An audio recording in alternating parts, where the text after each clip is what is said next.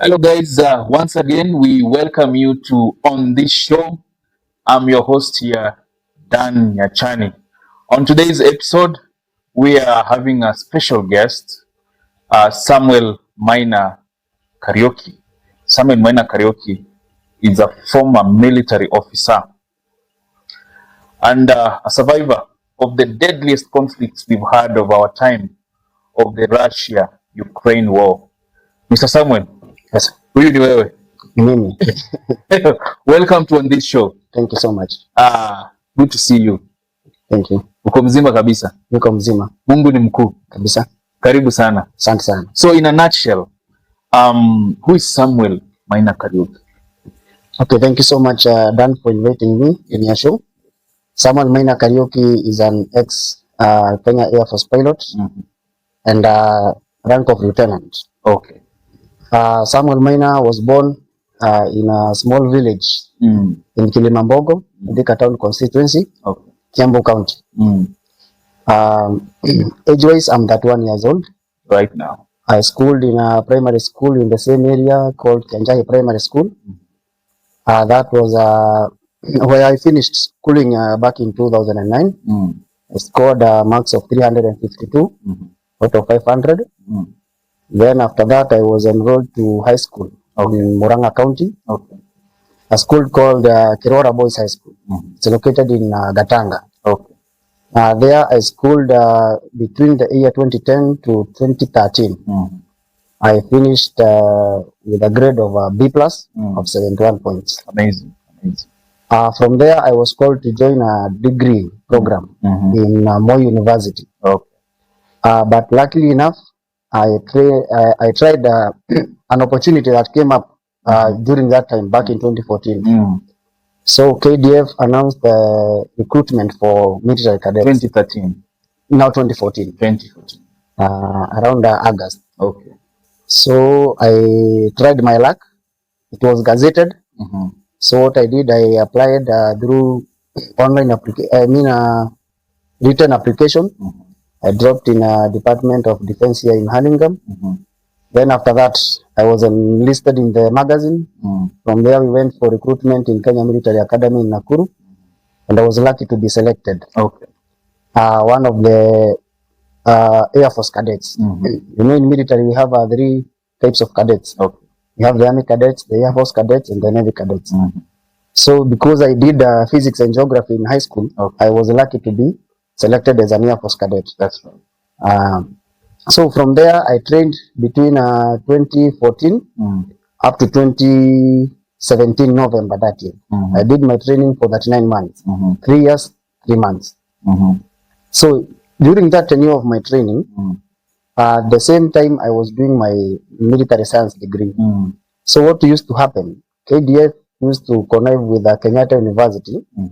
So the KDF by then will give us military training and military studies. Then Kenyatta University will come and involve bring in the civilian studies.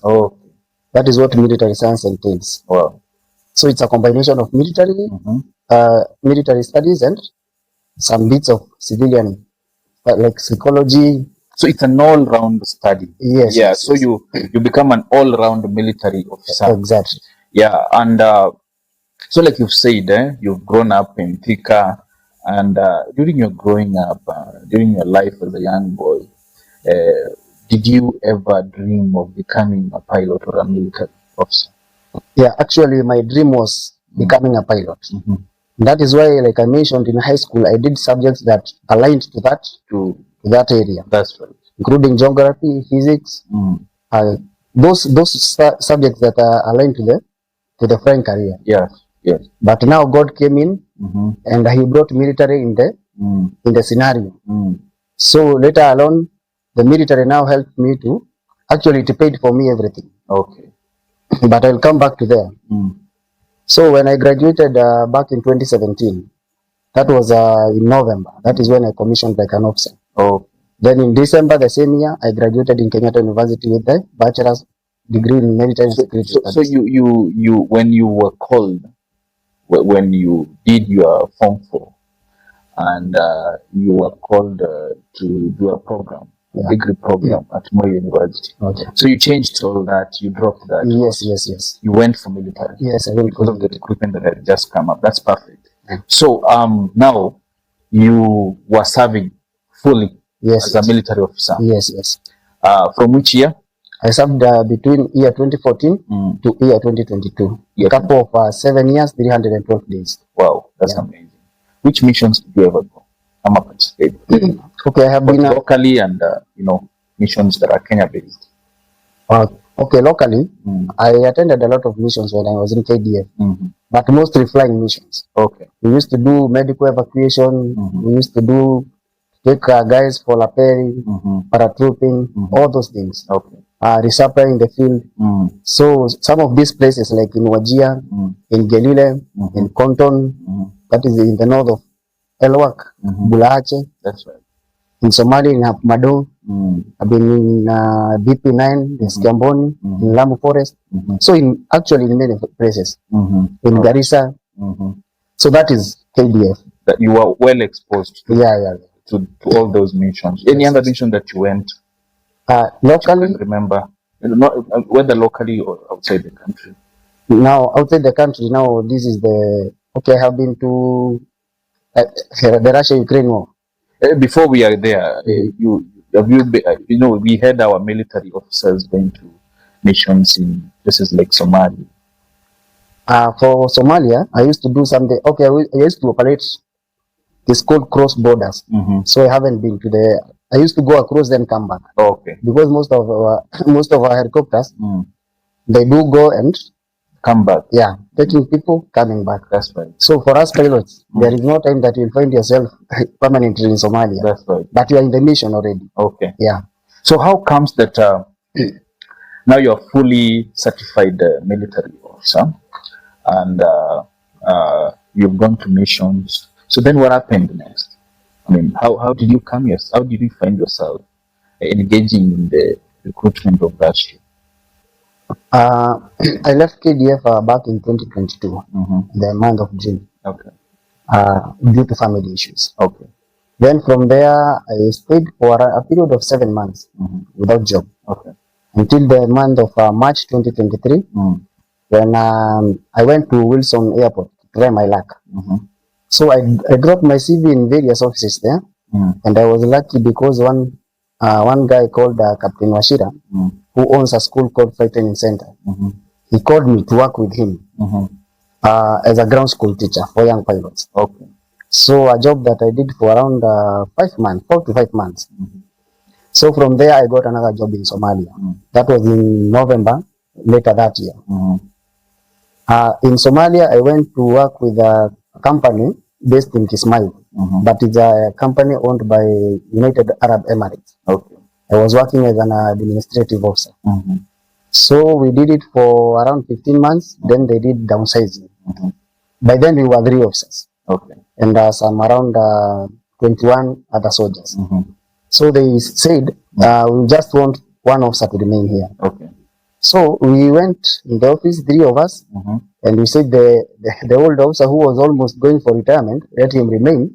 For us young ones, let us leave. You have more opportunities. Yeah, we have more opportunities. Okay. So that is how I left Somalia in 2025 January. Okay.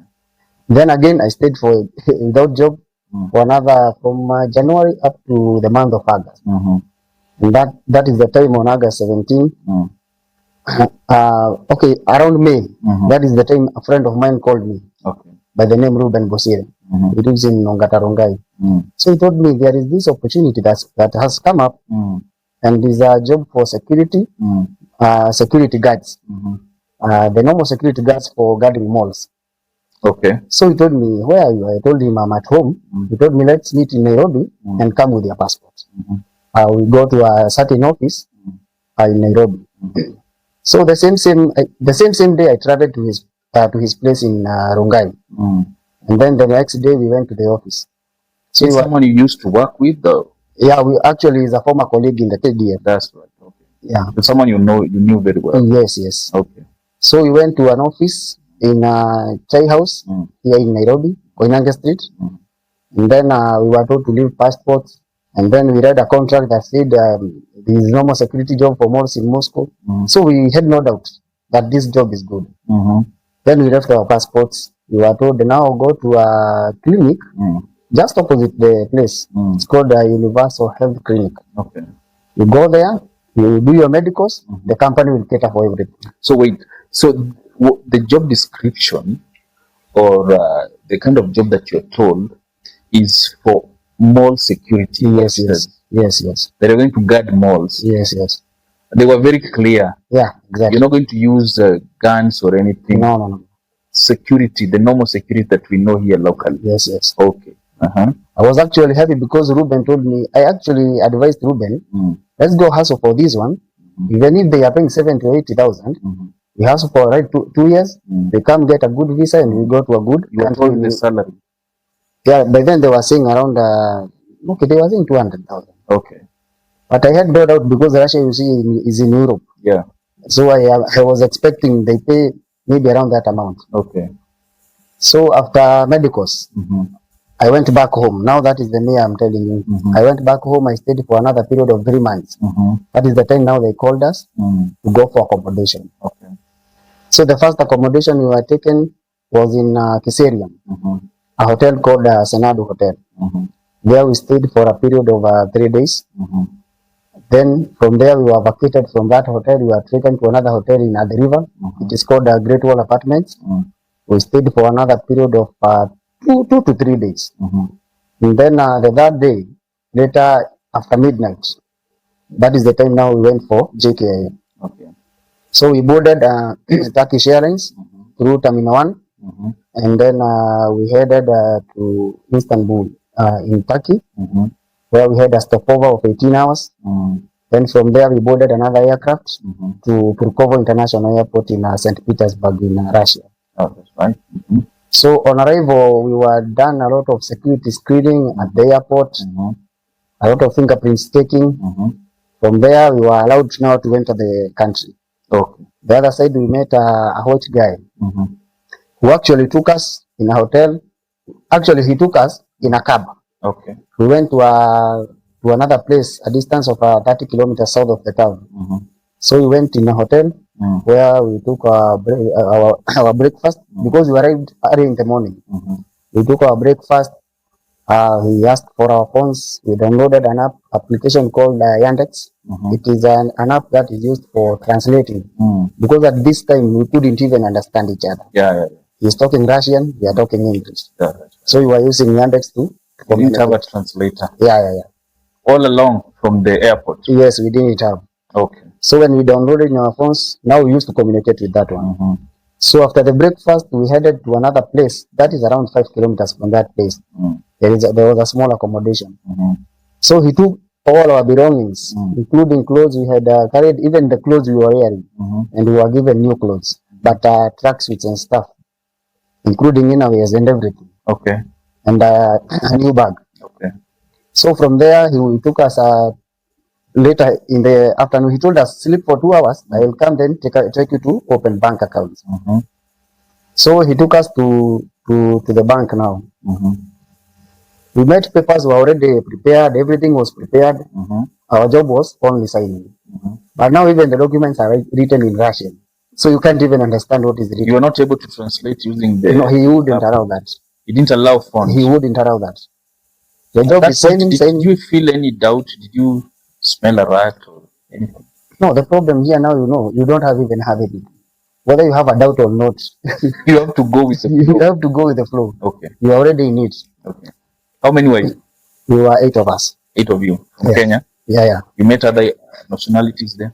Now later, that is a story for it. After now, I'll finish with this guy. Okay. So after signing the documents, but later I came to know that those documents, the guy had written his names as the next of kin.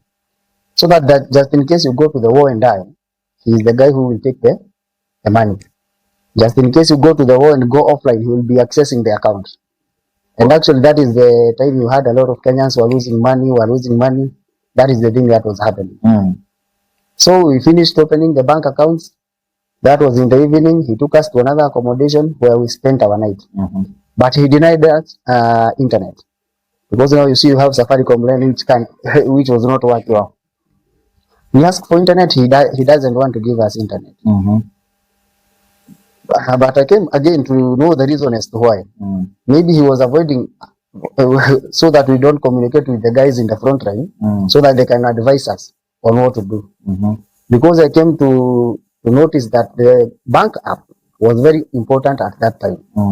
But he wouldn't allow us to download the app and feed the details, so that when you go to the forest, you can be able to access your bank.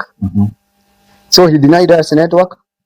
So the next morning, he took us to a medical facility where we did our medicals.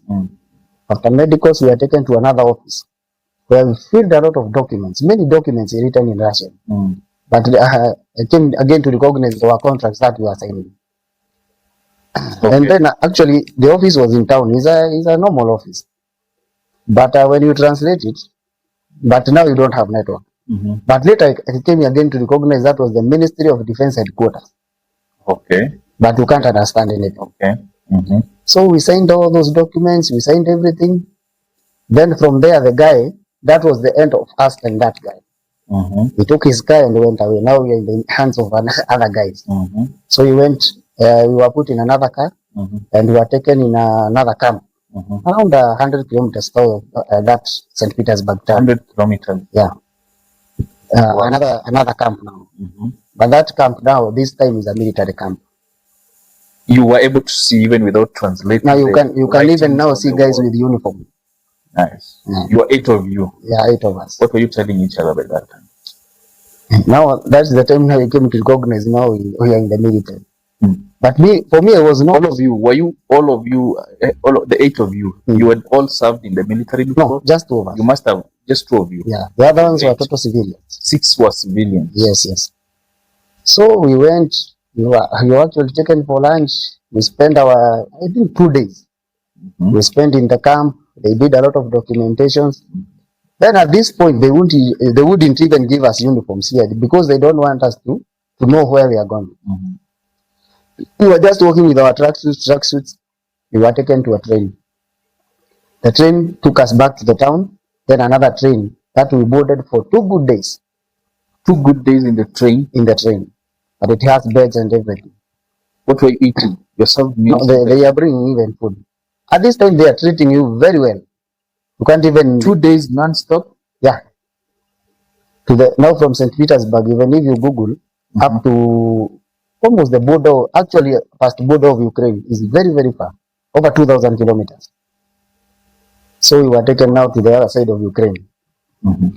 Now that point is the point now. Now you were taken to the other side of Ukraine, now not in Russia. Yes. Hold on that thought.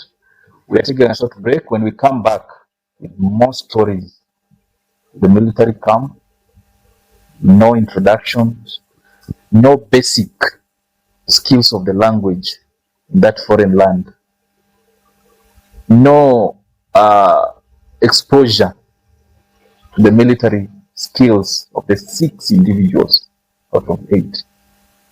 Don't go too far. So welcome back, guys. We are still here with our guest Samuel Kariuki, who is the next military officer, and one of the Kenyans. You hear these stories go around.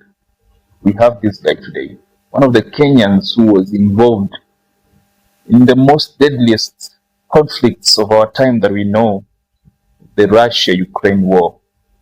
And he's narrating our story, his story, and how he even cheated death at some point. Welcome back, Bwana Samuel. Thank you. You just told us that these people, they have not told you what you're going to do in Russia. You're signing documents that you're not able to understand. They are taking all your belongings. You're not able to access internet. So it means all this while, you're not even communicating home. You're not even telling your people whether you arrived safely and all that. True. So then you're taken so many kilometers away from Moscow to Ukraine via train for 2 days. So you arrive in Ukraine. How was it? So after our arrival at the border, we were received by some soldiers. Okay. But now the soldiers in the front line. So we were taken by another. Who are these soldiers in the front line? You said it twice. Okay, the Russian soldiers who already know. That you call them the soldiers in the front line. Yeah. Okay. Okay, they received us. Then we were taken in another road for, I think it was around 20 something kilometers. Okay. To a certain defensive position. A defensive position, I hope you understand what it is. Yeah. So we were taken there. We were received by then the commander of that defense. Then we were given a place to sleep. But now this time is underground, where they had prepared their bunkers. Okay. So we spent our night in that place for that day. Then the next day, now is the time we were taken to join our regiment, which we were posted by then. It was 83 regiments in the army there. So that regiment was located in a town called Belgorod. Okay. So we again came back to Russia, but along the border to that town. Okay. So there we went now to our command. So on arrival, we were kitted. Now this is the time now we are being kitted uniform. And the body armors and the helmets, and the rifles and everything. So we were given everything that we need, all equipment that we need to go for. So by now, have you been told that you're joining the military or you're just kept gazing? Okay, the point that we came to notice that we already need is the very first moment I said we entered in the military camp. Oh, yeah. That's for me. I noticed and I told them, this is military, my friends. How was the reaction, especially from those who have not trained? You were just in it. I told them, now you have to be cool and we pray for God. Maybe he rescue us in this place. Okay. But again, that military camp was in town, so you don't expect war in town. Okay. So everything is just cool there. So you don't even have suspicion of whatever you are coming to do there. Now our commander, now coming back to Ukraine, we were received by our commander. We were kitted everything. Then that night he told us, in this place, even if you look in this defensive position, how many are we here? And actually they were around 15 people. We were told there were many people in that defensive position. Where do you think your friends are? In the front line. And then you are saying you want to be trained. Now these are the questions now the commander is asking. Because now he's able to speak English. No, the commander. So there is a translator. There is a translator. Each and every commander has a translator. So the commander told us the only guy who can train you, he is already in the front. So you will join him there. He will go and train you there while fighting. Yeah. Now for me, I didn't have any problem, and the other guy didn't have any problem because at least I know how to operate the weapon. Now the problem is these 6 guys. They have zero knowledge of how even to use that weapon. That's right. But at least I took my time to teach them before we went how to load magazines, how to do all these things. We took our time with the other guy. We taught them the basics of how to handle those stuffs. Then the next day we were taken 2 guys, because they know that time they are taking with motorbikes. With motorbikes they are moving at very high speed. And I'll tell you why, because these drones, they don't need slow moving vehicles. Otherwise you'll be hit very hard. So they want a vehicle that can move very fast. They put you in the defensive position and they come back. But the front line was not far from that place. It was around 15 kilometers. So we were taken into that position. Now that is the very first point I met a commander who knew English very well. He was a lieutenant there.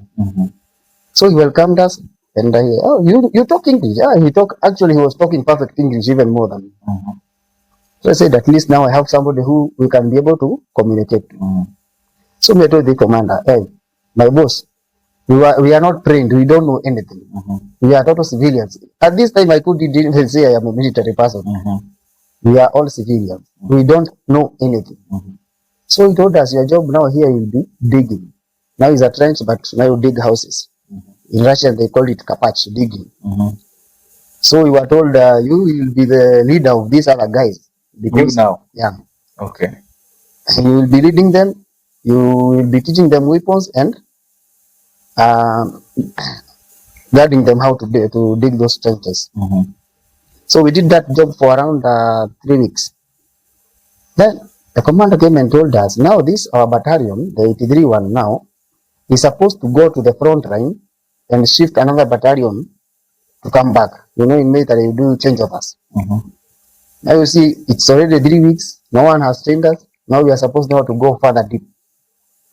Not digging anymore. No digging anymore. Now it's like the whole battalion is being switched with the other one in the front line to come back there. That is how that is now where the war started. So we moved for around 2 days to the place now. You know, going to the front line, you go in phases. There is where the car will reach you. From there, the motorbike will take you. Then the last point, you go on foot. So all of us successfully reached up to the last place where the motorbike left us. Now from there up to the front line, it was around 35 kilometers, 35 to 40 kilometers. So we went in phases, until the last point. Now that there was it's like a last defense, so that now you can go to the front line now. And that is the place now we lost a lot of our people. But the only one that I have proof that he died, even I saw him dying, David Kuloba. I hope you saw that story in the media. He was in my group. The other ones, I don't want to talk about them because I don't have proof. And actually, I am the one who called her mom later, because in the same attack, I was hit by fragment. Even if you can see my hand here, it came through here. That is the very first time I was hit by that fragment. And we were 150. That battalion had 150 people. But I can tell you, we came 6 of us coming back. Six. And actually 2 Kenyans. And the Kenyans is me and now my friend, the other KDF guy. Who had trained? Yes. So the civilians who had zero idea. They were just left. Okay, one of them is Kuloba, who died. The other one, I don't know where he went. Ruben Wangari. I think I don't know whether he went missing in action or something. Then the others, they are still there because they were taken to other parts of the military. You know, we have infantry, we have artillery, we have armored. So 2 of them went to artillery. Another one went to armored. So I couldn't track their movements any longer. But for the infantry, it was me and the other guy, the KDF one, and David Kuloba and that Ruben. So, Sam, where does it become most deadly? Where does it become very dangerous for you? Which is this beat that you remember to date? The beat of now the movement, the walking beat. Where did it hit you hard? In the front line. Now that is a story I wanted to tell you. The time we arrived, there were 150 of us. We met, I think, more than 500 drones in a small forest. You know, in Russia, what happens? You find patches of forest, open ground. A forest, open ground. So the last forest, now where, like you move like 5 kilometers, you find now the Ukrainians. That is the place we were hit. I can tell you, even the commander died. The person who is supposed to guide you. The English commander died. Everybody died. So for me, actually, what assisted me, there was a Russian guy who was holding a bottle of water. The one that I asked, hey, just let me with some water, I sip. That is the point I was hit, but now he was hit here and died. Now when he was falling, he fell on me. Then he died on top of me. So the drone thought it has killed us. And it moved. When I heard that now it has moved, I threw the guy away. Then I called to a log. A log is a big tree that was lying there. That's right. I went under that log and I stayed there for 6 good days. Without eating. Good days. Yes. Without eating, without drinking anything. Without eating, without drinking anything. So when the drones now, although they had finished that mission, they switched to another now forest to go and hit other guys who were deployed in another place. So after the place was silent, that is when I had a guy calling Bratan. You know, in Russia, they call Abru is called Brata or Bratan. That guy called him Bratan. He said, yeah. He was a Russian guy. So when he heard me responding, he automatically heard that guy who is speaking is not Russian. That is a Kenyan. So he called all the names of the 4 of us. So he started the name of Michael. He didn't respond. So I said, it's time. He told me, he did to that. Come here. That is how you say it in Russian. It means come here. Yeah, come here. Mm-hmm. So I went to that place. Now, at this time, I don't even have the rifle, the weapon. It was hit by drone and it was broken into pieces. Those are after 6 days. Yes. So I struggled. I am shaking. I don't even have strength. So I went to that guy. I think that guy was used to those wars, so he knew how to survive these things. Mm-hmm. So I met him with a very big bottle of dirty water. I don't know where he had fetched it. Dirty water and a can of fish. Mm-hmm. So he told me, take this one so that you have strength, so that you can go back to the command. You had really drained. Yes, exactly. I was taking the fish, it was coming out. So I tried and drink this dirty water for like a little bit of it. Now he told me, this water we are not leaving it. You carry the water and the fish because he had a gun. Let's go. No, I was asking him, when I go from this log, then the drone will meet me in the field. What will happen? Told me, you be right there, me, I'm going. And the guy started walking. I thought, let's go. So me, I was going eating, so that at least if I told me I will be killed, I go to heaven when I'm full. So it was a very funny mission. Whoa. So successfully actually walked up to the commander's trench, and I met a commander who was actually by then a friend we had met in the rear, but he knew bits of English. He told me, "Hey, Sam, are you still alive? The report that I have here is the whole 150 people died." Mm-hmm. I told him I'm alive and I have an injury here. Mm-hmm. He told me, okay. You stayed with that injury for 6 days? Yeah, bleeding? Yeah, but now you have a first aid out of your training also. Yes. You always have a first aid. So the fear of leaving that place is that you might meet a drone. Yeah, and they are very mean. They sense motion. Yeah. Now that one I'll explain to you. Okay. Drones are fitted with two things. Mm-hmm. Those motion sensors and heat sensors. Mm-hmm. The motion sensor mostly helps during the day. Mm-hmm. Anytime you move, it will sense that motion. Mm-hmm. So for you to be safe, when you hear a drone, stand still. Okay. It might even not have maybe so it will just go. Okay. At night, you know, now at night everything is cold, right?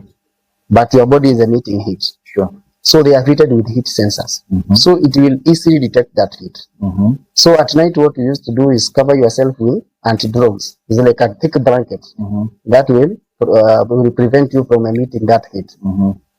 So those were the only means of survival that we used to use. Mm-hmm. And then taking cover all the time. You must have had a bit of training then. Yes.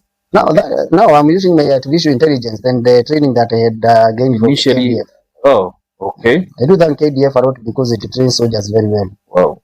So at that time, another means of survival was when you go to a ground, don't disturb that ground.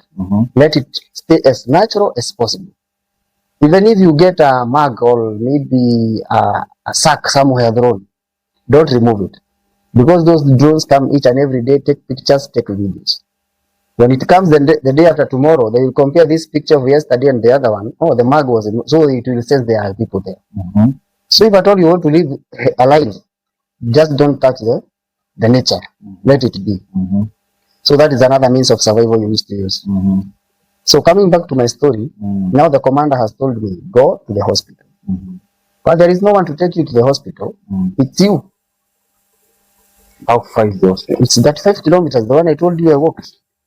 So that I can reach to the place where the machine can take me, now the car. Then back to the camp, where now I meet the doctor. He told me, I have given you permission, go to the hospital. He doesn't want to care whether you reach or not, that is your problem. It's survival. It's survival now. But luckily, by then it was only the hand that was hit. The legs were okay. So I started my journey. And by then it was on the approach of winter. So most of the time there was mist. And drones don't fly when there is a lot of fog and mist. So it's like God who was sending mist to save me. Let's take a short break. When we return, we take it from there. So guys, welcome back again. We are still having our host here, Samuel Kariuki. Samuel Kariuki, a survivor of the conflict that we had in Russia-Ukraine war. And Samuel tells us that out of 150 on a single attack, 144 were cleared at one go while he witnessed. So he stayed calm under a tree log for 6 good days. No water, no food, with an injury on his hand. Let's get to listen in more. So, Mr. Sam, you say you've had this injury and you've met the commander, and he tells you to take yourself to hospital. So you arrive at the hospital. Yes. How are the services at the hospital? So on arrival in the hospital, but it was a base hospital, not these big hospitals. Okay. Because we have evacuation centers. Then if it's a major injury, now is the time they recommend you for further medication. Okay. So I met a doctor who gave me first aid for 4 days. Then he told me this injury of yours is not that big. And by then, actually, we were two of us, the other Kenyan and me. So the other one had a lot of broken bones. Okay. So he was told to be evacuated to another hospital. Okay. And me, I was told, you are going back to the front line with the next vehicle after 4 days. You still had the injury? Actually, I have a metal. That was, I will tell you now, it was came to be removed later. So I went with my injury back to the front line, tied. So were these functioning? By then it was just one fragment. So the hand didn't have that, but it had pain. Okay. So I started my journey back to the same front. Wait, you didn't have an alternative. You don't have any bargain with them. They tell you go back. Yeah, you just have to go back. Yeah, otherwise they will finish you. So you have to cooperate. Whoa. You have to cooperate. All this while you haven't communicated at home. No. You don't have network. What they do something called communication jamming. It means even if you have the phone, it's always in no service. Another thing, to come to safety, these drones are using network to get you. So it's also advisable for you when you're in war, just switch off that phone. That's right. Because it will be used to locate you. So it's another means of being safe. Okay. So you go back for the second time. You're sent back. Yes, I've been sent back the second time. The same place? The same place. Okay. So when I went the second time, I met a different commander who was very rude. He told me, actually, you are not coming to sleep here. Just go and join your friends there. So we went, 3 of us. But now, luckily enough, this time, when the other guys died, they brought in another group that managed now to capture that place. So this time when I am going, I found that they have even dug trenches at least. Not deep ones, but small slit trenches, where at least you can hide. But in that place, surviving for 2 weeks, you must be a fighter. Surviving for 2 good weeks. That same place. Yes. So I was located a trench with another old man. I think he was around 80 years. 80? 80, yeah. 80? 80, a very old man. What was he doing there? A lot of old men are in that war. Which nationality? No, he was a Russian. Russian, okay. Yeah. Okay. And another young boy, okay, of I think my age, around 31 years. Okay. So this guy, again, we couldn't even understand each other. We were talking in signs because even phones are not working. So we used to assist each other, me and this guy, to assist this old man because even he can't hear anything. Even drone could even come on top of that guy and he's just walking instead of hiding because his ears were not hearing. So I had a problem of saving my fight. Is he compelled to fight? He had already signed the contract, so the government doesn't care. Signed the contract while you are 80 years, or he signed the initial? You are not being forced to sign it. It's your decision. If at all you want to sign it, sign it. For a Russian citizen? Yeah. But we find most of them, they are signing. Because now, when you sign, you are paid 2.1 million rubles. That is a lot of money. But for us, it was also paid, but it was stolen. But let me first go back to the front line. Now this guy, we used to survive actually, me and this old man and this other guy. We stayed, that was around 15th of October to around 30th of November when we were hit by one big drone called Baba Yaga. There are 3 types of drones. That one I'll explain to you. Okay. So that drone came and hit us after midnight, around 1 a.m. And my guy, I think I told you about heat sensors. So I think the old man, when he slept, he forgot to cover his legs. So I think the drone hit the leg. Yeah, he said, yeah, it hit the legs. So the guy died. The other guy, the eye was removed. And me, because I was sleeping like in this side, now this hand, even if you can see, it is full of fragments. It was removed, 7 of them. 7 fragments? Yes. If you look at on here, the same hand, this is another fragment here. This one is not removed yet. And I also have 3 here in my left thigh. Actually, maybe my viewers will want to understand what fragments are. Okay, fragments are small particles. Okay, like you understand what a grenade is? Yes. So when a grenade explodes. Yeah, it's okay. When a grenade explodes, it removes very many particles of chuma hizo. Yes. Small metals. Those are the one I'm referring to as fragments. Yeah. So you were hit by fragments on my right same hand that yes, had an injury? Yeah. On my neck. Here? Yes. And on your waist? Yeah, my thigh. Or your thigh? Yeah. You say the other ones are still there? Yeah. For the thigh and this one are still there. What happened next? So from there, at least I had orientated myself with the ground and how people have deployed in that place. So I forced myself, I went into another trench for the other guys. Because I feared this drone will go and come back to confirm whether it has finished us. And actually it did go and come back there, and it hit another 6 of them. But I was hearing when I was in another trench that was around 100 meters from there. But I had crawled up to that place very fast at night. So when I reached there, I found those guys who by the Russians are also good. They are not that bad in terms of humanity, especially those that you are fighting with. So we used to save each other. So those guys, they gave me a small first aid. I had what do you call it, painkiller, nikajidunga. Then we survived that. You tested yourself? Yes. Painkiller? Yeah. Okay. Shindano. So I survived that night. It was a night of Sunday, waiting for the commander to give a command that I should go to the hospital. Now this time is winter. My leg, now the leg that I'm supposed to use, because this one is already injured, ikaganda yote because of that cold. It freezed. So I could no longer feel that leg. I am walking, it is twisting. The other one is injured. So the commander stayed the whole of Monday, no communication. But then the next day, Tuesday, he said, those guys who are injured can now be brought back. Another thing, now God again came up. He brought mist and fog. That weather for winter. There were no drones which were flying. We walked all that journey without a single drone in the air. It's like God covering you.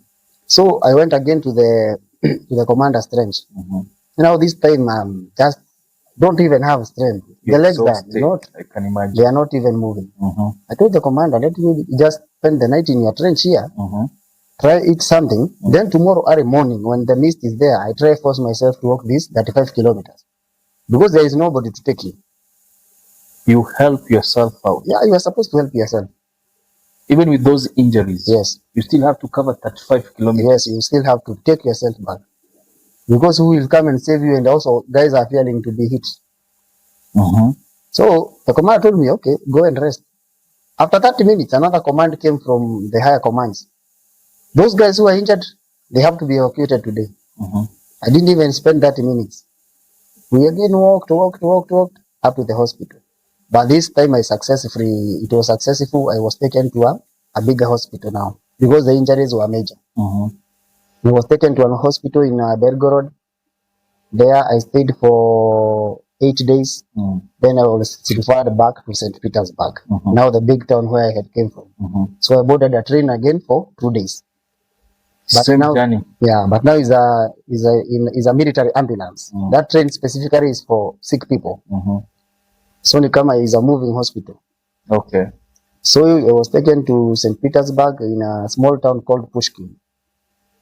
I met a very good doctor who was, I think he was from Uzbekistan. So we bonded very well. He could speak a bit of English. So I told him, my brother, you have to help me. I have been to Voltran twice, and actually you are my only angel here. You recommend that I am no longer fit for service. He told me, okay, I'll give you, I think they called it grade 4. You are supposed to be fired and go home. He told me, I'll give you that. But before that, get treatment. Oh, okay. So from that hospital, he wrote a recommendation for me to go for surgery. I was taken to another nearby hospital. So there they did this hand surgery. Actually, this hand, they removed all fragments, but one was left, just one. But now that hospital was a civilian hospital. So like there was bits of freedom. So I used to ask this doctor, can I go to the supermarket and maybe get some chocolate? Yeah, you can just go. It's just outside the gate. The hospital is located in a town. Yeah. All hospitals are in town. Okay. So this doctor, go and come. So I went the first day. I bought a few things. Actually, I came with even chocolates and gave the nurses. So that to create a good environment, so that when I'm running away, they won't. You used Kenyan minds. Yeah. We call them, those are Kenyan minds. Yes, exactly. Yeah. So I went the first day. I came back. They are not answering. Okay, the first day is the time I brought them presents. I went the second day. They are not asking me. But that day I went boarding a taxi to the embassy. So I boarded a taxi for another 2,000 kilometers now to Moscow in our Kenyan embassy. There I met the ambassador. He welcomed me very well. He prepared for me the emergency travel document because by this time I don't even have passport. It was hitting the... Now you're planning to exit. To exit now the country. Hold on that. We're taking a short break. We'll be back. Don't go too far. We welcome you once again, our host Samuel Kariuki, who had serious hardships during the conflict of Russia-Ukraine war. So Samuel goes to the hospital for the first time, and you say you create this rapport with that doctor. So he's used to you going to buy chocolates and coming back. Yeah. So at one point, when he's totally comfortable with you, you left the hospital. You boarded a taxi to the embassy, Kenyan embassy, yes, in Russia. How was it? So after boarding the taxi, for the distance of, like I said, it was around 1,500 to 2,000 kilometers around there. So I reached our embassy. And by then I was communicating with a guy who works in our embassy. He's called, the name is going, but there is another madam called Madam Rose and Madam Irene. So we used to be in communication all the way until I reached the embassy.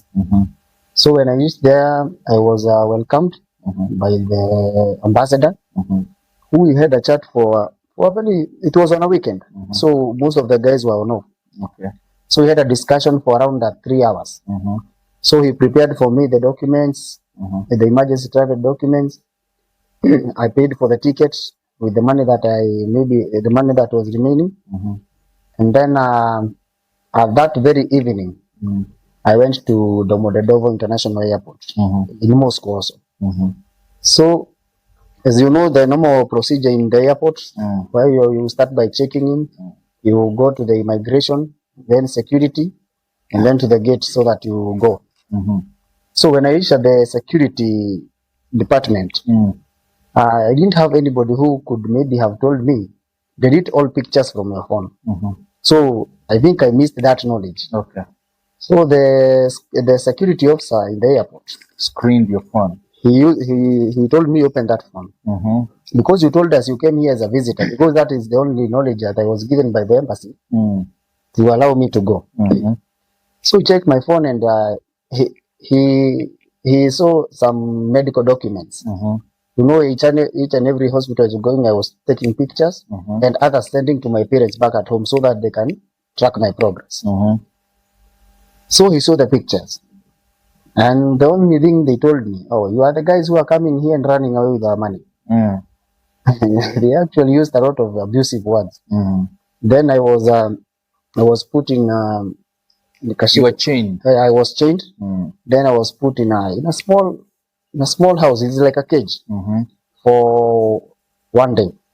Actually, the whole night and the Following other day, yeah, 24 hours. Yeah, 24 hours. They'll give me chocolate, water.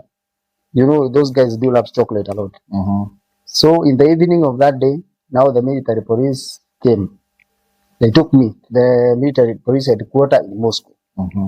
So they asked me questions. But again, I came to notice a lot of guys are running away from war. So they don't take that being serious. So the only thing they do when they catch you, they take you back. But they are used because that war is very hard. People are running away all over. So they took me back to Belgorod.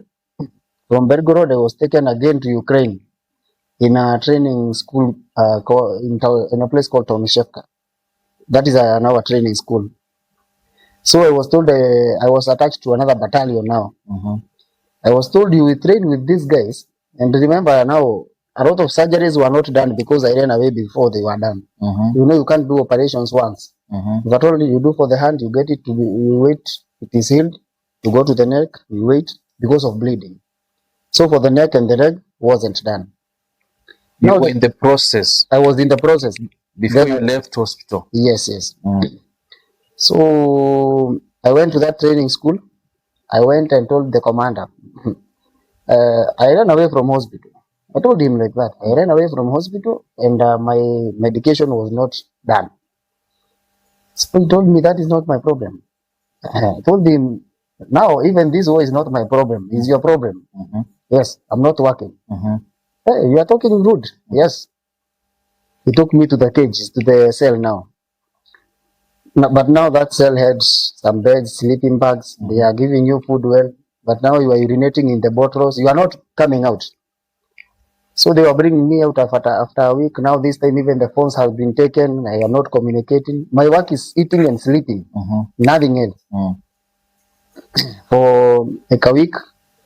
Then the military police, sometimes they will come and take me to Pasua Kuni. To take firewood. They take me back. At times the commander would come and tell me, have you changed your mind? Are you going for training? No, I am not going. This is not my problem. Times they would even force me and beat me. Even it reached a time I took the phone of the commander and I broke it. To show him I don't want to know. You were frustrated. You were rich. Yeah, but after a few 2 weeks or something, there was other two Kenyan guys who were brought. One of them is called Nicholas. He's an ex-GSU. Now the guy is hard-headed even more than me. So now I got support from him. You were now two of us. Kenyan minds. Yes. Actually, we fought with those guys for almost the whole month. No training, nothing. So when the training was over, now we were attached to our guys and we were taken to another place. Now the camp that you go, before now you are taken to the front line. So that camp is in a place called Shebekino. Shebekino is just some few kilometers from Belgorod. There we again met other 8 Kenyans who had actually arrived in December. They were 8. So adding us, that will be 11. So it came an order that the Kenyan government has intervened for its guys to go back to their country. And actually there was that order. But now that order was favoring those guys who had signed contract from 2nd of December coming back. But for us who had signed in August, the Russians refused. The Russian government refused. So there was that confusion because these 8 guys had signed after. So they were supposed to be deported back. So within that confusion, these other guys who we were attached to, they were taken to front line. But as 3 Kenyans, we were left with our friends here. Because now they don't know who is supposed to go back. I think after these guys left, another 2 days, it came an order that those guys who were signed earlier, they are not supposed to go back home. So they are supposed to be taken away to the front line. Now that very evening, that we were supposed now to sleep, if it is showering, you shower for the last day because in front line there is no showering. I actually stayed since August up to November without taking a shower. 4 months. No showering. So this time we were told, who want to shower for the last time? We said all of us. But now again, the commander changed his mind. No, actually, you will not shower. It's me who is going to shower. You think it was God who was working out wonders. So the commander just took a towel. He went. The bathroom was a bit, I think, like 30 meters from the place we are sleeping. He forgot to close the door with the lock. He told the Nicholas, this is the only chance we have to run away. I better run away. They catch me in the forest. Nicholas told me, and what if you are, well, remain there sleeping? You left. I left. When Nicholas saw that I have left. What time of the day was that? That was 8 p.m. in the evening. At night. I left. The good thing, when I was in that camp, anytime, because by then I had phone, I was orientating myself with the ground each and every time. I know where the railway crosses, where this road crosses. I was orientating myself with the map very well. Then I understand where is north, where is west. You knew the scope so well. I understood it very well. Yeah, okay. And then from my knowledge in the KDF about flying, I know at night how I'm supposed to navigate. There is a star called North Star that always faces the north. Okay. So when I know the north, I already know the south where it is. Oh, wow. Then when I face the north, my right hand is always east. Then the left is west. That is navigation I used to use at night. Amazing. During the day, I could use the sun. I know the sun rises from east to west. So at least I could understand all those. So when I know the east, my left is north. Those tactics, I knew them very well. So when I ran away and entered the forest, I already know when I head north, slightly, I will find that railway. After the railway, there is a road. Then that road, when I go for around 5 kilometers, I find a junction. One going to Belgorod, another one to Shebekino. And then when I reach town, I will find a taxi. So I actually navigated the whole night up to around 4 p.m. Now it is coming to the morning. When I reach in that Shebekino town, little did I know the town is full of military guys. It's like a scenario in Kenya where you say Gilgil and Nanyuki is full of military. Now the same scenario. Okay. So I met some, and this time now I don't have money. The money is done. That now is the time I want to maybe to get somewhere to get network to contact my mom or my family. So I met some young guys, young boys who are drinking in the car. They were drinking alcohol. So I asked them, do you have internet? You give me, I'll buy for you alcohol. And that time I'm saying I will buy for them alcohol. I don't even have a single cent, but I'm trusting the process. So the guys that I agreed with me, they hid me inside the car. Because number one, I am avoiding the police because I don't have any document.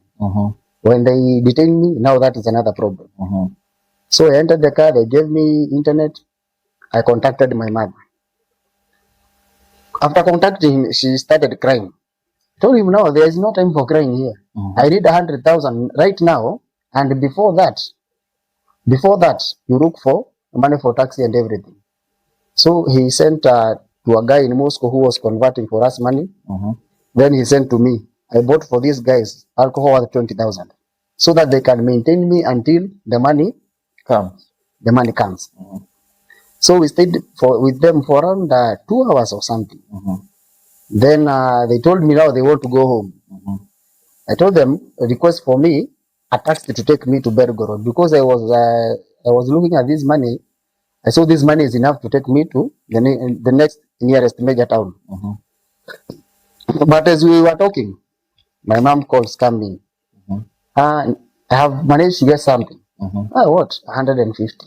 First send it, I get a taxi to embassy. Before we reach the embassy, we'll maybe have gotten money for ticket. So they knew the situation you had. Yes. The first communication, you had told them everything. Yes. So when they must have been disturbed here. Yeah, exactly. So when they sent me the money for taxi, that same boy who was hiding me in the car, he requested for me an Uber. The Uber came. It was for an old guy. So the guy told me, I have seen you want to go to Belgorod. I told him, no, I see you are like a parent to me. Please assist me, get a taxi to take me to Moscow. I'll pay you whatever you want. Luckily, the other money came in. So he called a friend of him, and then the guy came, and he told me, now I will ask you for 200,000. rubles by then. So you can understand when you convert it to Kenyan money, that is almost like 350. So the money for ticket that was sent and the taxi, all of them catered for the taxi. But on entering that car, I saw a lot of military badges in that car. So I already noticed this guy is a military guy in Russia. And he was questioning me, what did you come to do here? I told him, I'm a student, I will come for vacation this side. Vacation in what? I told him, I don't want a lot of questions. I have paid you. I am a student in Moscow doing law. And I have a friend of mine who is in school like me here, and he's the one who has sent me money, and you have seen. Yeah, okay. He kept quiet. So he went, the whole journey. He was even buying for me food because now he know he have emptied me everything. How much? How long did this take? The distance I'm telling you is the 2,000 kilometers. It's from the border of Ukraine all the way to Moscow. Yeah, 2 days. 2 days? Yes. In that taxi? Yes, yes. 350,000 Kenya shillings? Yes, yes. On a taxi? And that now, this time now, this money is loan that now my parents are trying to get from They people. took a loan? Yes. Back at home? Yes, from people. So when I reached at embassy, now this guy, the Russian guy, told me, you know, you are trying to hide to me, but I know you are running from war. I told him, now, you know, now I'm already outside the car. I told him, yes, what will you do? Because I can already see the embassy is here. The Kenyan embassy? Yeah, I can already see it. Okay. You try to talk, I run inside. Okay. So he told me, you could have told me in advance the truth. There is other guys I also helped, your friends, and I brought them here. And even if you get others who need my help, tell them. Okay. Say okay. Did you trust his word?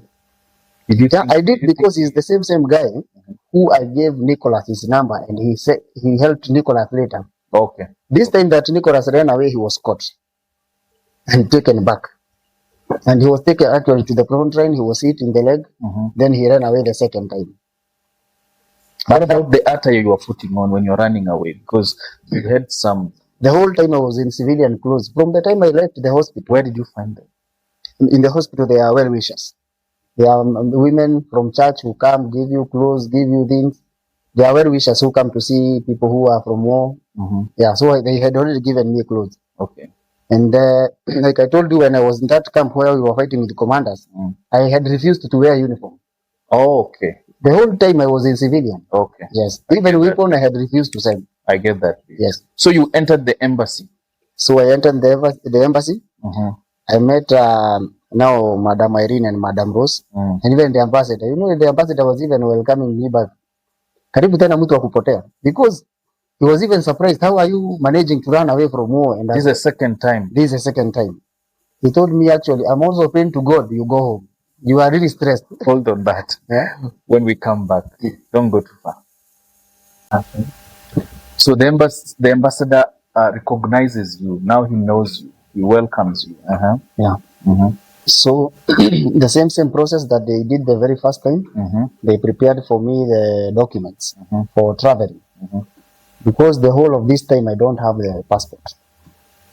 So they told me to pay the ticket, and the small money that was remaining, it was actually enough to pay the ticket.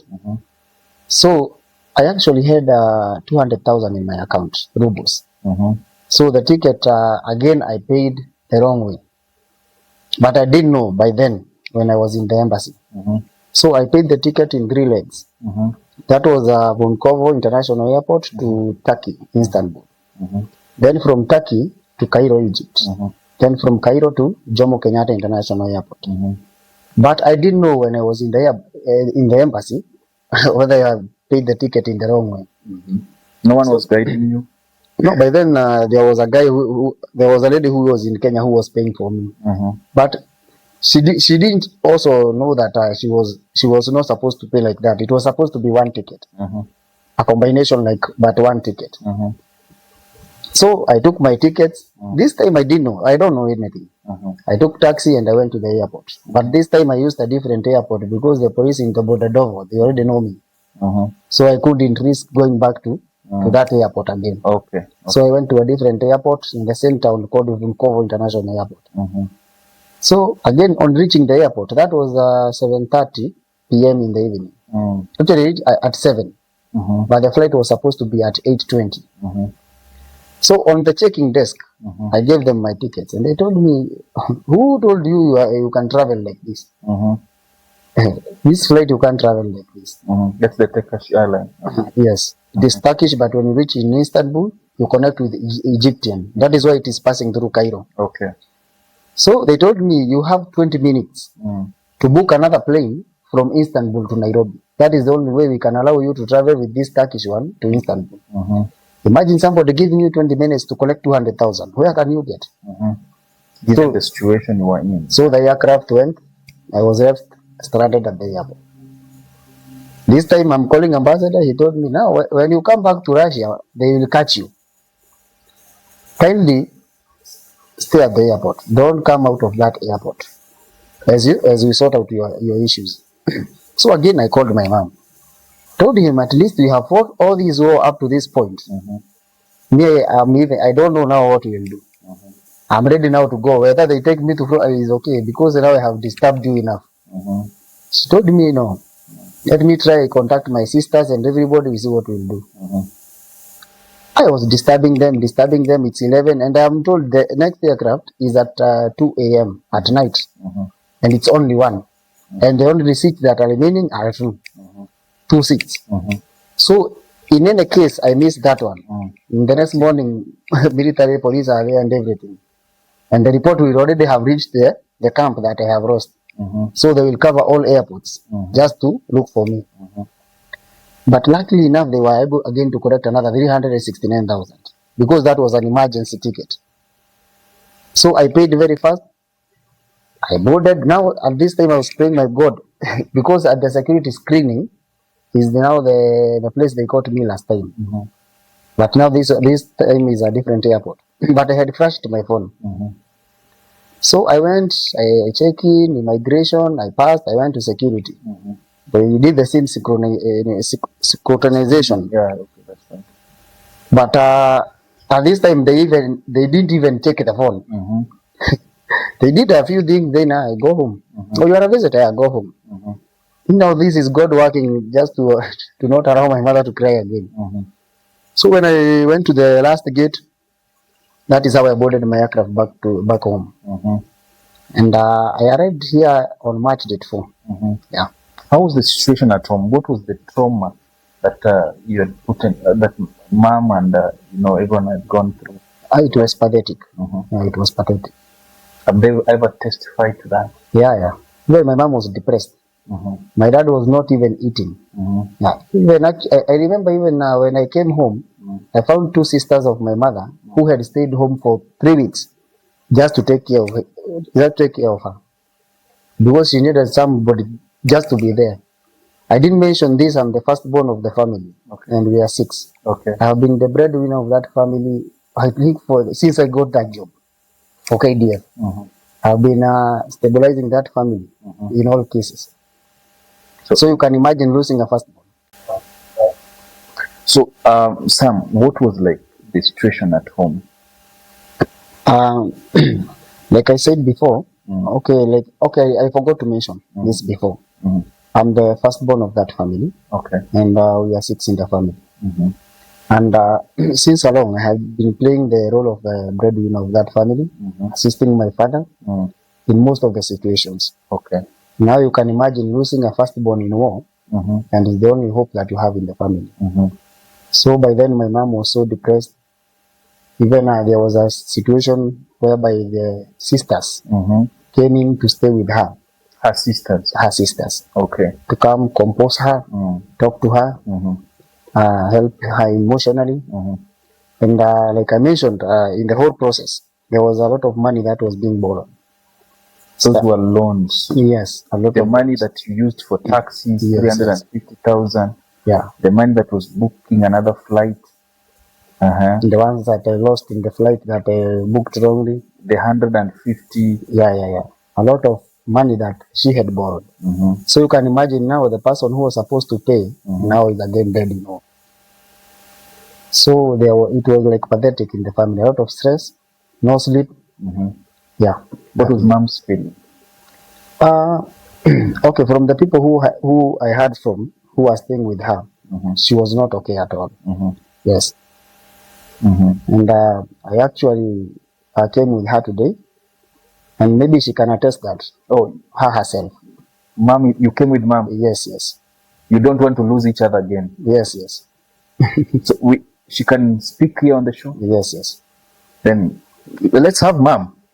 Let's have mom. I think. Yeah, I want to hear from her. Oh, welcome. Karibu sana mom. Labda kwa majina na siku hizi unatembea na kijana unamchunga sasa asifanye any other move yenye haujui.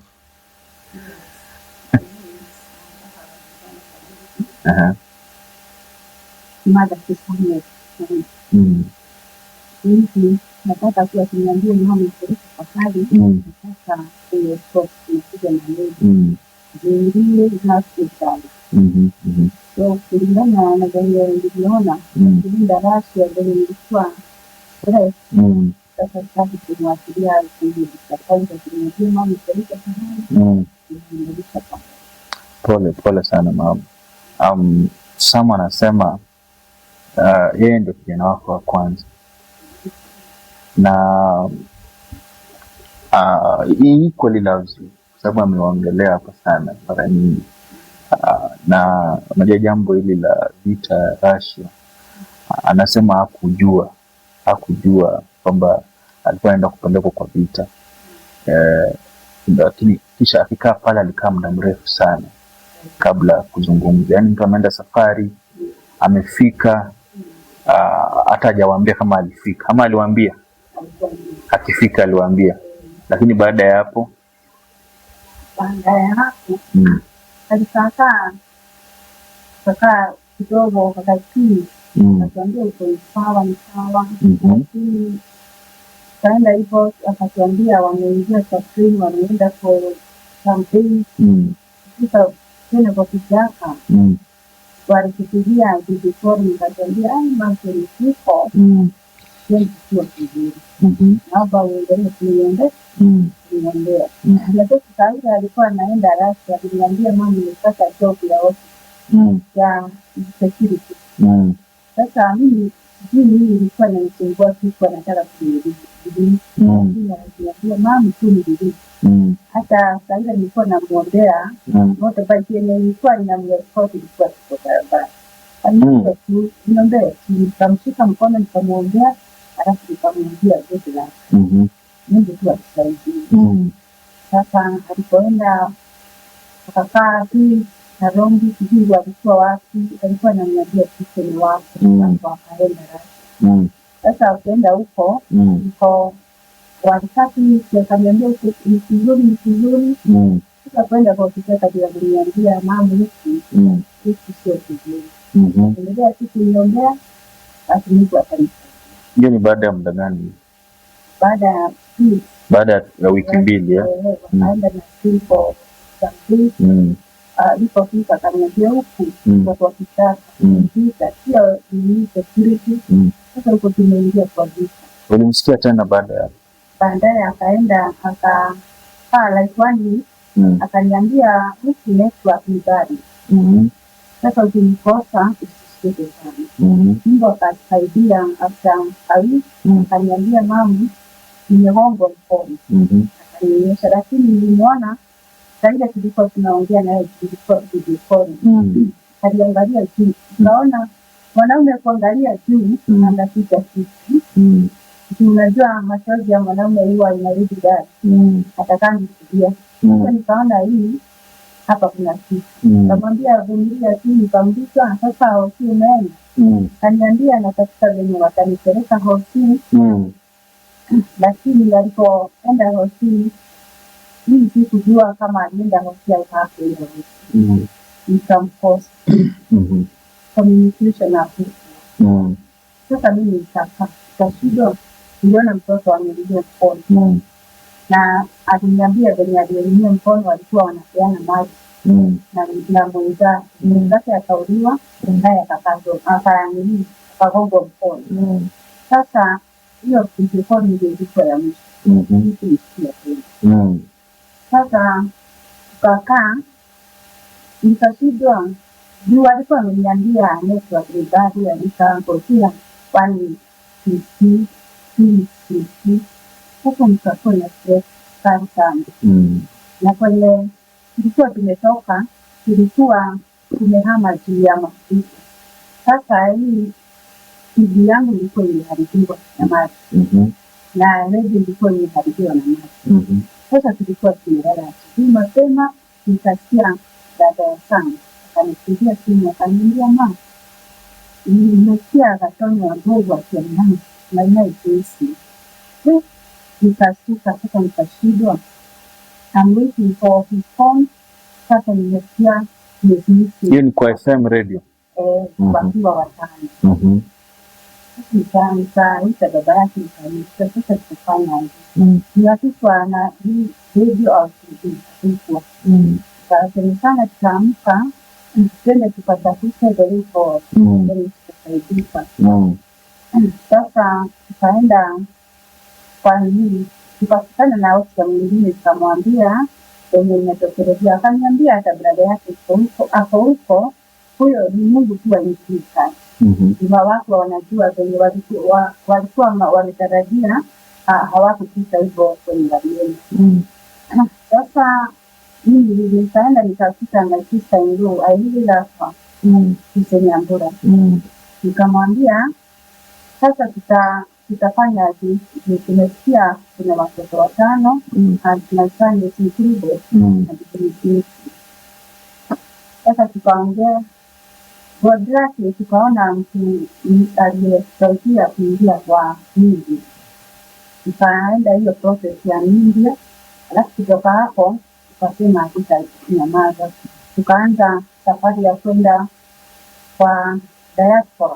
Tukaenda huko wakatuambia hiyo sio zao, tuende kwa foreign affairs. Sasa day by day tulikuwa tunaenda hii office, tunatumwa hii, tunaenda hii, tunatumwa hii. Na kwanza nikaenda kwa chief nikamwambia nimeendelea. Nikaanza background.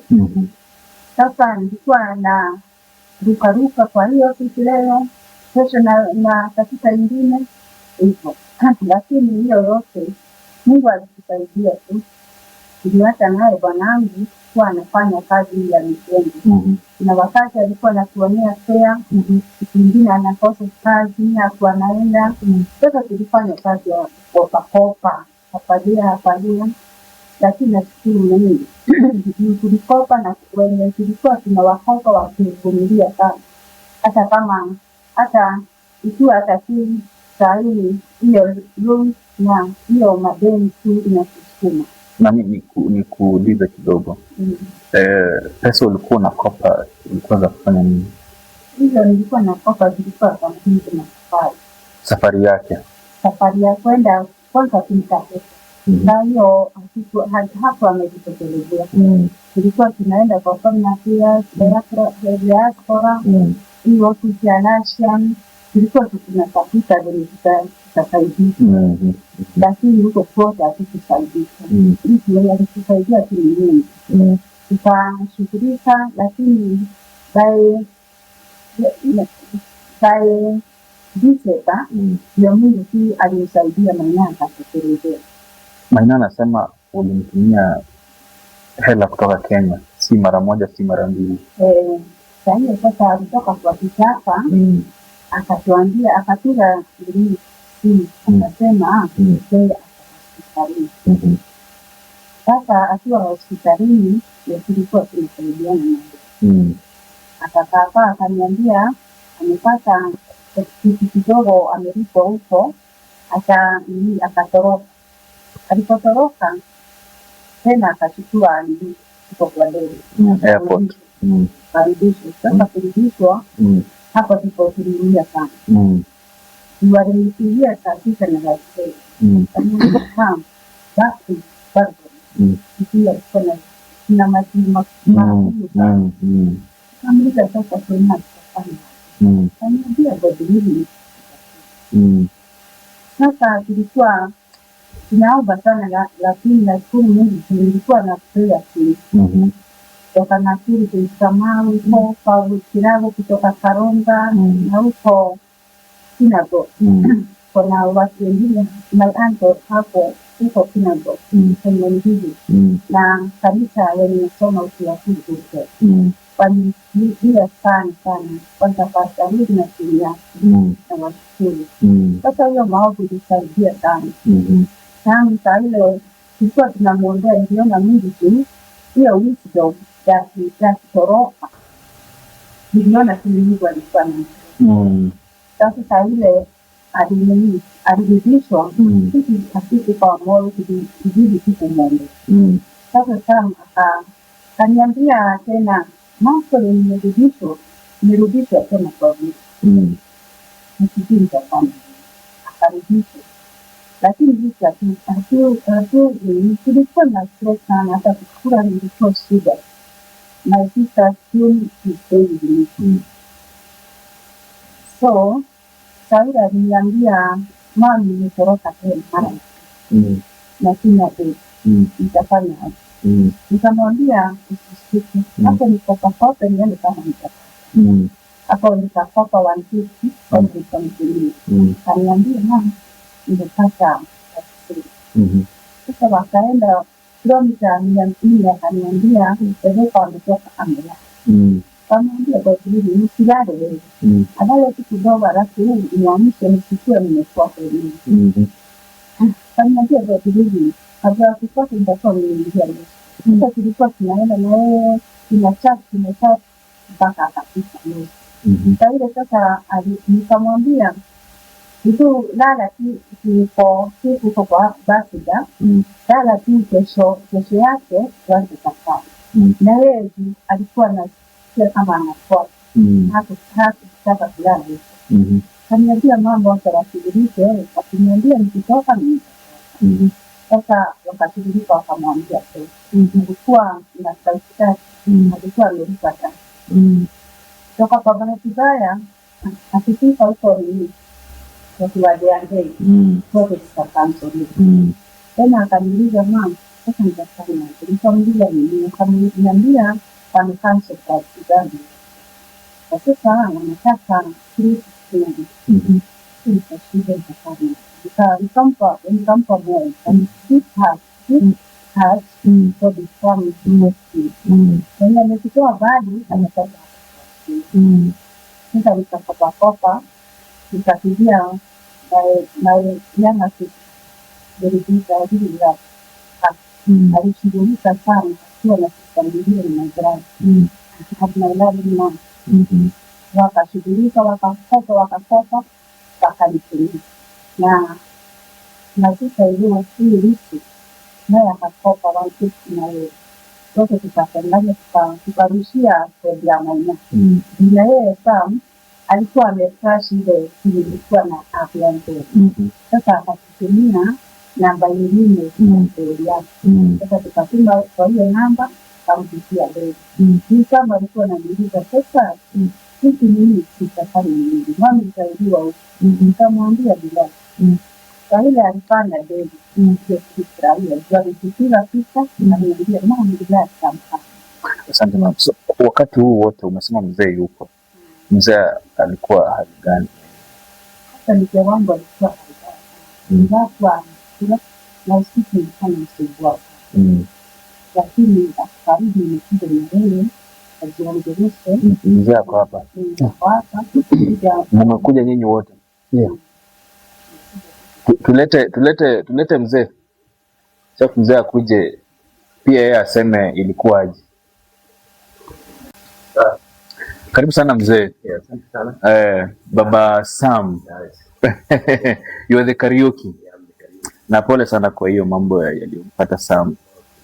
Labda kwa kifupi tu tueleze majina na ilikuwaje. Majina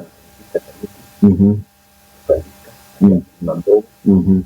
Sasa siweke zangu kama familia. Sikuwa jana na ile kijana alienda ukuraki. Tulipoteana na mambo mingi pale Kakonga. Wakati alikuwa hapa tulikuwa tunasaidiana sana. Sasa wakati mambo ilikuwa gumu, hata mimi nikakaa kama niko na stress, mama pia wakati hata mama analala saa zile anaamka anajiangaruka. Ananiuliza sasa nitaona kujiangaruka sawa. Mwambie leo basi Mungu.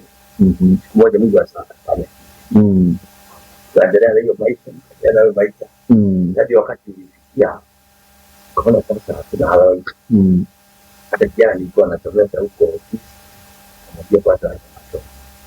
Ndio masomo kwanza kama nilikuwa na ingine ya kibali. Kaipeleka pole. Kuambia hapo. Sasa yule wa mwisho hata. Yanaendelea. Sasa mambo yangu kama imesimama. Sasa madeni yalikuwa mingi. Kana safari ya Samuel Kariuki.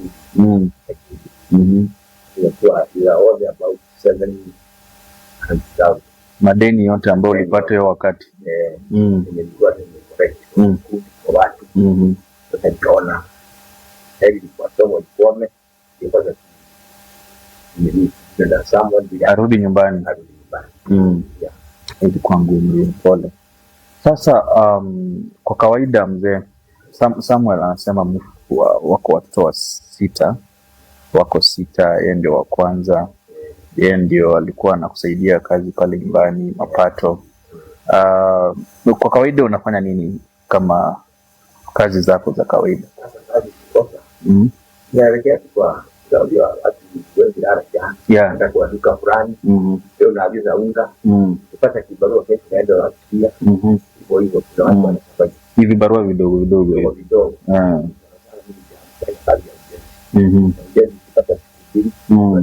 kupata moja mwezi matatu sio mashida.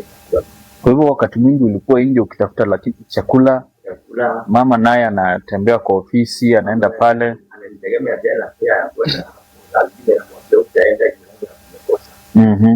Sasa jina ambia hii kesi tuweze haraka. Ndio mtu apate kama. Sasa ndio unaona ndio mambo mengi ya kukopa.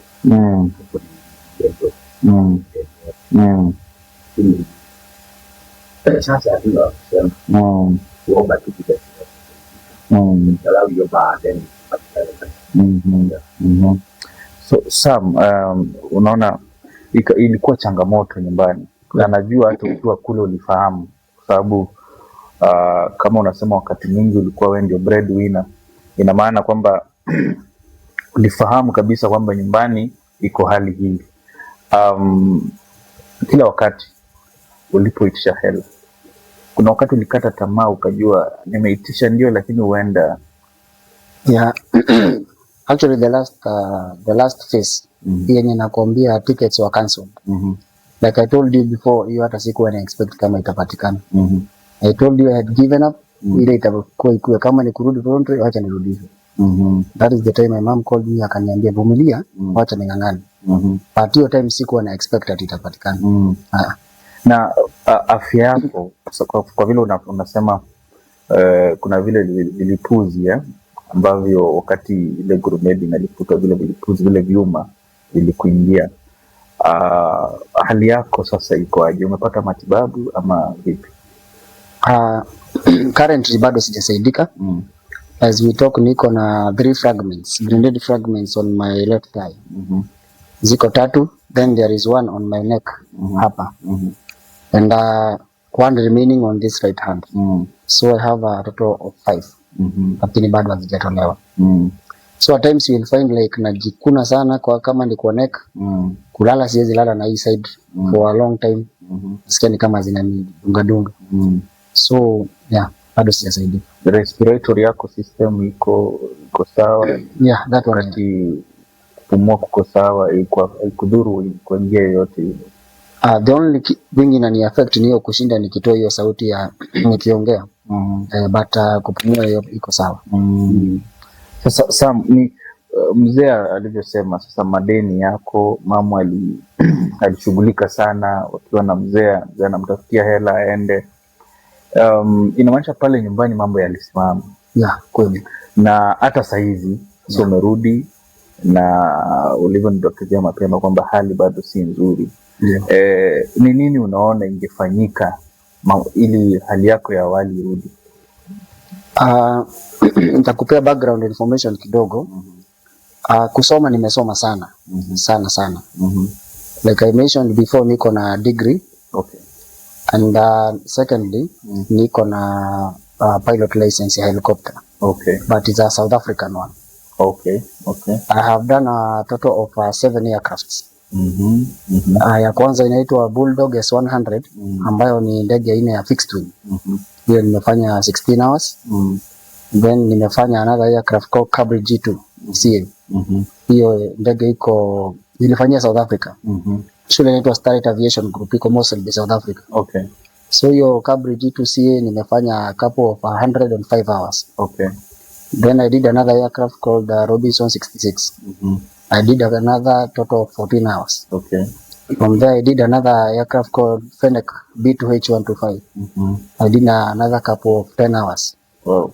From there, I did another aircraft, which is an American helicopter. That was used in Vietnam War. Inaitwa Huey UHIH1. Hiyo nikafanya in South Africa for 10 hours. Then I did another aircraft called Dolphin.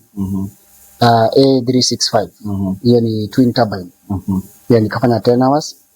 So from there back in that was 2019. 2020 ndio nikarudi Kenya. I was posted to Moi Air Base in Eastleigh. Command called Helicopter Command. Squadron inaitwa number 53 squadron. So hiyo number 53 squadron is the squadron that deals with Huey helicopters. So it's the same type of the American helicopter, but this case, this one ours in Kenya ni improved. So inaitwa Huey UHIH2. The other one was IH1. So the IH2 one, I did another 30 hours. So after doing my research in various schools in Wilson Airport, I did my research on 2 aircrafts that I can maybe do conversion with.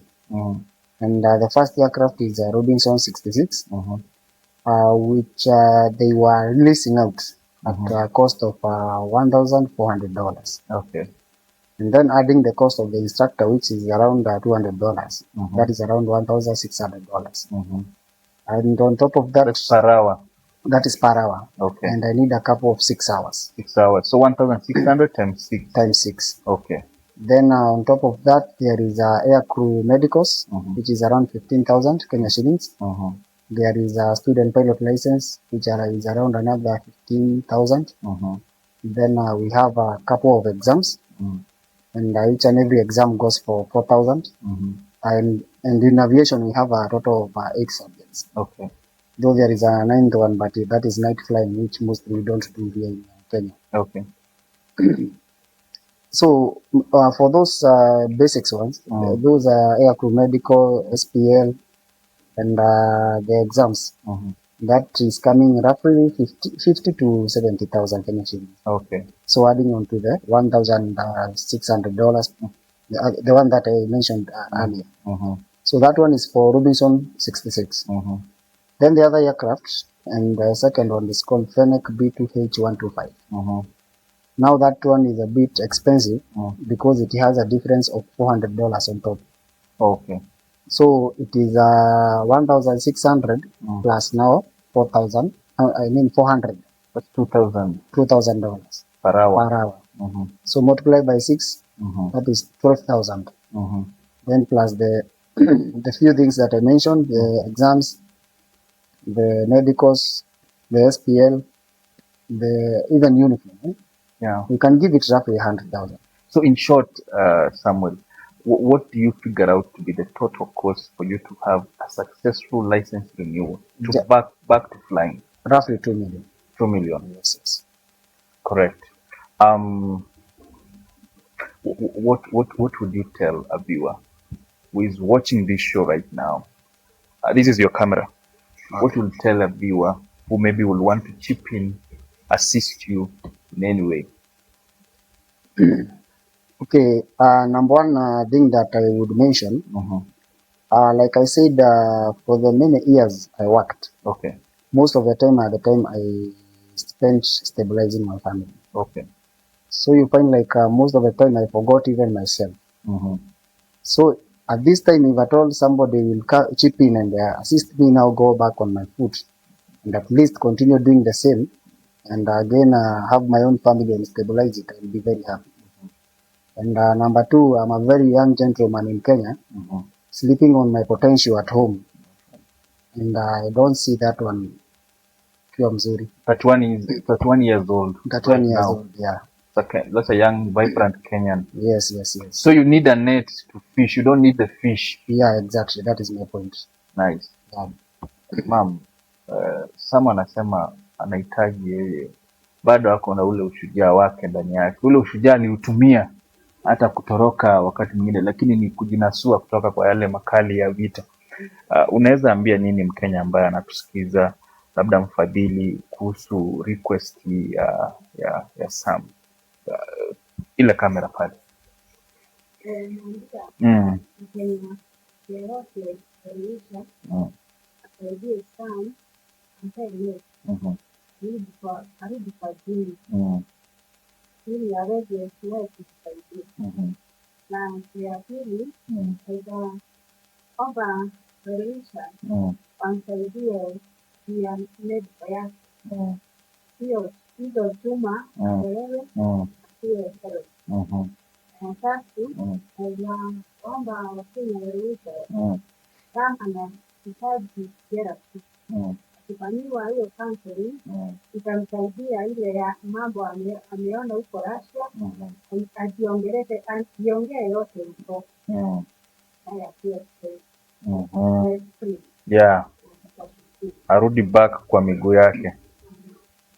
Baba Sam, unasema nini kwa wanao kusikiliza wakati huu?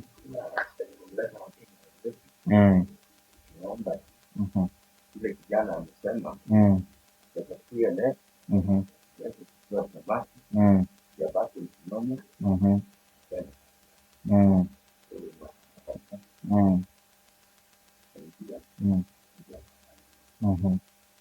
Sam, how is your health like right now? For now, mostly ni hizo tu fragments nimesema. Utapata mara mingi hata najikuna sana hapa kwa shingo. Ama nikilala na hii side ya left, I can't even sleep for an hour. Hiyo mahali inaganda. So hizo zikiweza zitolewe, naweza sikia vizuri sana. But basically it's not that bad, but it's necessary. Yeah, it is, yeah, because kama zinakuuma hivyo, they make you feel uncomfortable. So una figure out maybe kwa umekadiria gharama yako ya matibabu inaweza kuwa kama ngapi labda? Do you have a rough estimation to the same? For now I haven't done that because sikuwa nimefigure out kama naweza pata usaidizi mahali. So I didn't major on that a lot. Until sasa vile nimeona imekuwa worse, I came out nikasema maybe niongea kama nitapata usaidizi. Yeah. That's the right thing to do. Yes. You think there are some people suffering the same thing and in silence?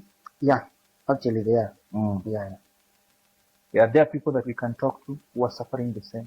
I can reach out a few of them. We can host them here. Yes. Their voices need to be heard as well. I can reach out. Their cases could be worse. Yeah. Maybe for them, they don't have Baba Sam and Mama Sam. Okay. Yeah? What do you tell a young Kenyan listening right now who is enthusiastic, who is in a quest to get a job abroad?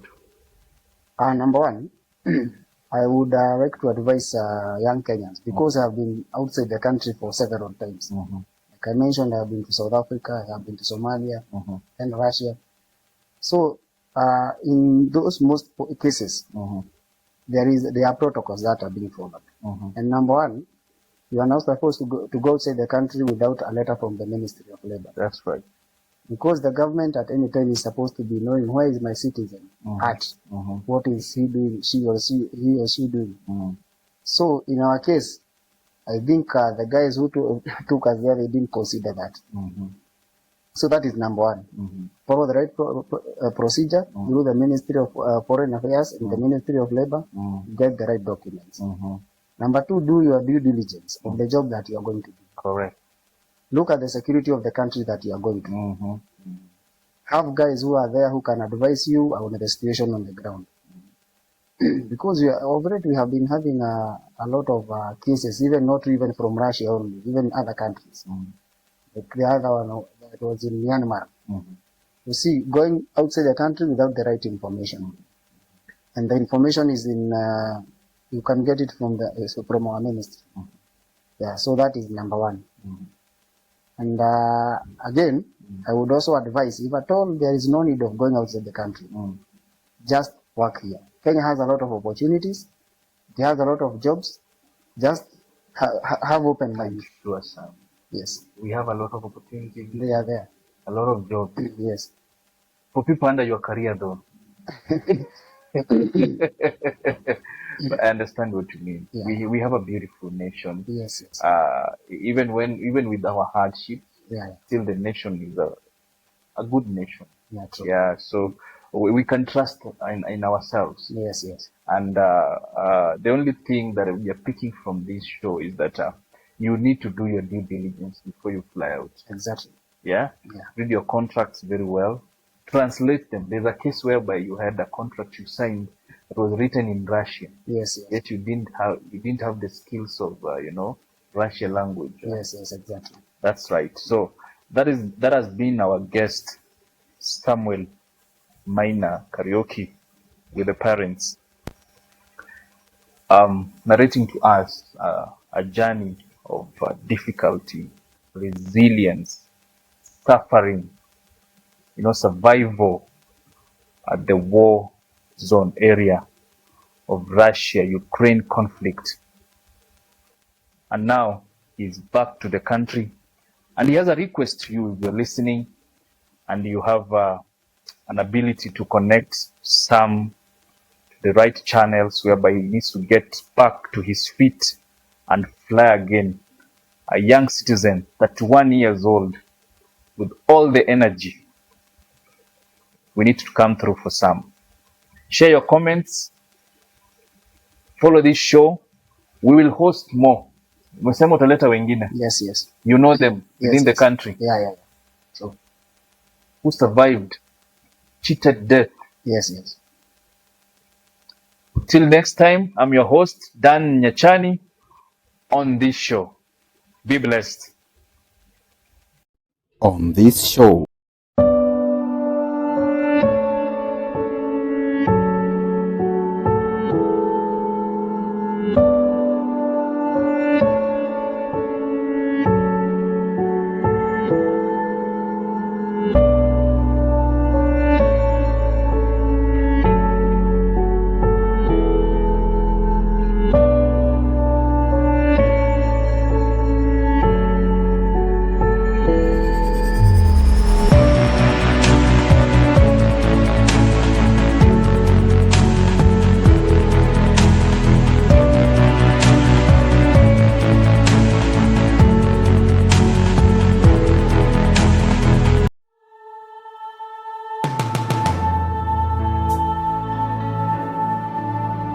Nchi ya penzi, nchi ya uwezo, nchi ya baraka na heshima, yetu daima, yetu milele, nchi ya bidii na ustadi, ni yangu